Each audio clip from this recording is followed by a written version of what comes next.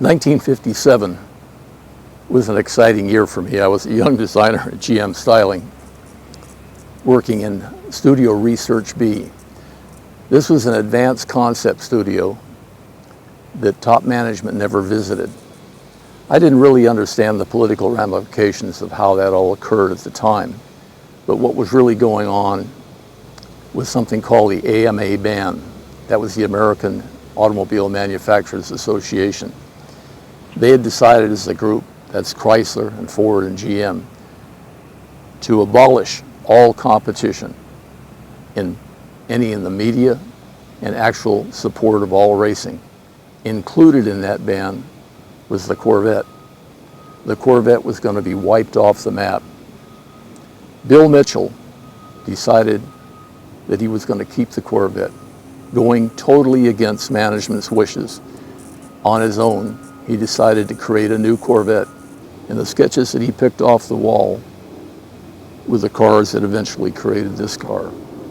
The ones that he really liked were some of my own, and I was really, really impressed that Bill was really excited that he was picking my sketches off the wall to help create this car.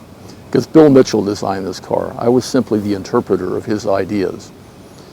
So we went from those sketches into building clay models in small scale, and then he approved those, and then we built a full-scale clay model of this car. And that car, done in coupe form, just as you see it, would eventually come back and become the production car. But before that could happen, the AMA ban had pretty much limited any idea of continuing with the idea of the Corvette. The AMA ban in 1957 really stymied Bill Mitchell because it carried on longer than he thought. So rather than be able to continue through and build a coupe as I had designed it for him, he decided that he would take a slightly different direction and build a roadster, a racing version on his own, which became known as the XP87 Sting Ray Racer. So he walked in the studio and said, okay guys, we're going to cut the roof off the model and we're going to make a roadster out of it, and we're going to put it on the SS chassis that Duntov had originally raced at Sebring in 1957. So the car was on a 92-inch wheelbase instead of the 98-inch wheelbase. And that car, when it finally came out in the public in 1959 and was raced at Marlboro for the first time and won the D Production Modified Championship, completely changed management's opinion of what the Corvette could be.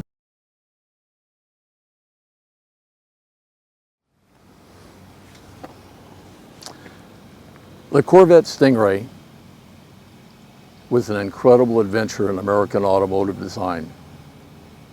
As the last remaining member of the team that created this car, I've written a book called Corvette Sting Ray, Genesis of an American Icon.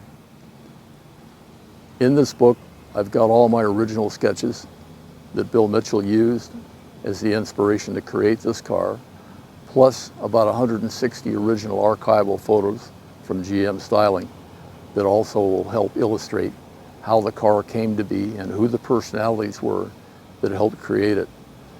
That was Bill Mitchell and Zora Duntov primarily. It's a great, great story. I think you'll really enjoy it.